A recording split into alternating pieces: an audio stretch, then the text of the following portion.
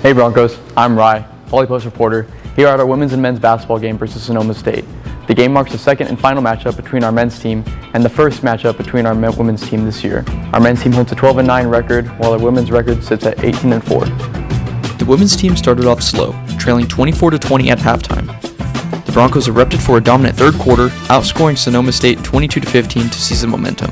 Sydney Nelson led the charge with 15 points, 8 rebounds, and 4 steals, turning in her 21st consecutive game, scoring in double figures. Hunter Hudson nearly recorded a double-double with 9 points and 13 boards. We always just make it a point to focus on the little things, like no middle drives, or try to get like 3 stops in a row. Getting rebounds, defensive boards, offensive boards too, but mainly defensive boards. Focusing on those little things and applying that to our game, we're able to run our offense based off of that. After struggling offensively in the first half, the Broncos came alive in the third quarter, with Nelson and Kamaya Anderson fueling the rally. A strong defensive effort, including 4 team blocks and 10 steals, helped shut down the Seawolves' outside shooting and force key turnovers. I think also staying poised and staying together, and just, like she said, like if our shots aren't falling, we just focus on the defensive end, and then defense turns into offense. Just kind of having a goldfish mentality, just next play. Despite the game remaining within single digits throughout the fourth quarter, the Broncos were able to maintain the lead for their 19th win of the season. With the win, the Broncos clinch a berth into the CCAA tournament for the 28th time in the program history, while also improving to a 19-4 record on the season. I think every game's a learning game, and so there were a lot of things we can take away. One of the things we talked about was, Sonoma's fighting a different fight than we are right now. We're trying to fight to keep at least a 2 seed, if not a 1 seed, but top 2 in our conference get first round buys at the conference tournament. So you don't have to play 3 back-to-back games potentially. So for us, we're fighting for for the NCAA tournament. We're fighting to get a first round bye.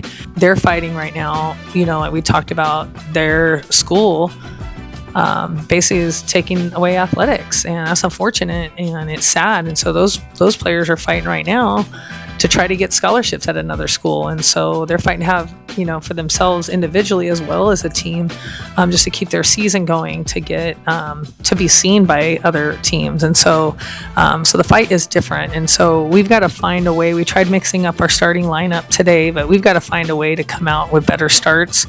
This year we've had a lot more starts that we have not started well than we have where we have started well. So did a lot of good things down the stretch. We rebounded very well, I thought, but definitely not our best game. The Broncos started the game strong, establishing a lead early on. Their largest lead came at the 12-minute mark, where they were up by 9 points. The Broncos maintained control throughout the majority of the first half, though with 6 minutes remaining, the Seawolves managed to tie the game at 22 apiece. During the first half, the Broncos led at 82% field goal of the time, and the game was only tied once.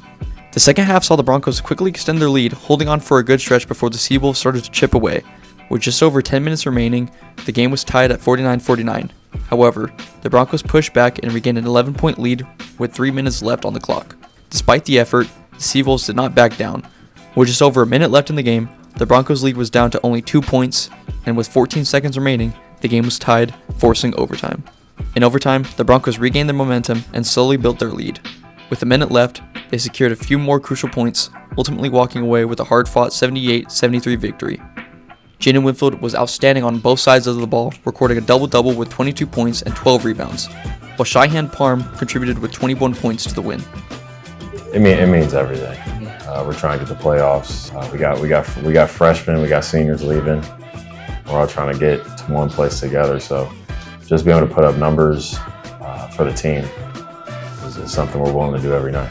Yeah, we always have like the meeting at the beginning of the year. That was the main thing we talked about, is win the championship. So, obviously we started off good and then it was a little rough patch, but it's a long season. So just continuing to grind, that's the only thing we can do. I thought we played pretty well for most of the game, and then towards the end, we just coughed it up a little bit, made some silly mistakes, had some offensive fouls that were. So it was hard on the coach from that end, but the guys that played, especially at the end in overtime, they dug in and we made the plays that we needed to down the stretch. So obviously We lose by 2, I'm real angry. We won by 2, I'm happy. So changes your perspective on a lot of things. Our women's team improved to 19-4, marking their best start since the 2018-2019 season, while our men's team improved to 13-9 and 18-8 in conference play.